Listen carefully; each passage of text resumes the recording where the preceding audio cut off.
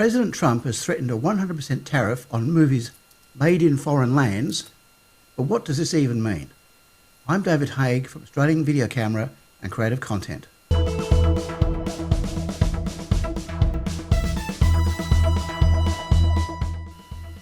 Normally, whenever Trump opens his mouth, I don't take too much literal interest in it, but I admit to taking a fair bit of amusement value as so much just doesn't make sense.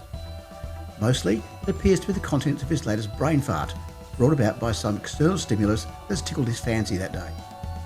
For example, his recent announcement on Alcatraz coincidentally occurred the day after PBS, the very network he has threatened to shut down, broadcast the Clint Eastwood movie Escape from Alcatraz.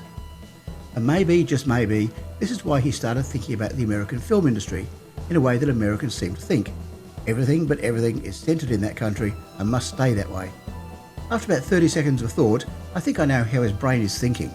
Let's say US big movie company decides to make a $100 million film, but for story purposes, the location to shoot needs to be in Australia.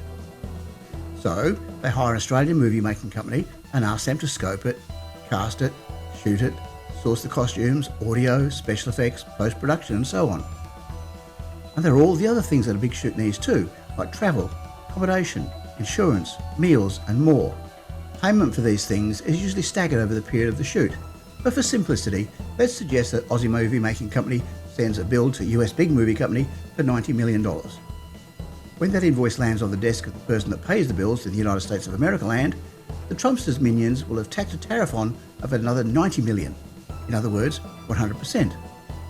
This is because US big movie company has sourced the movie from a foreign land, and who knows, the blanket 10% that applies to Australia might also be whacked on there too. Of course, in Trump's addled mind, it means that someone other than an American company has paid the tariff. It's possible that I may be wrong and the stable genius has found some other dastardly way of raising the dough. Either way, the net effect is threefold.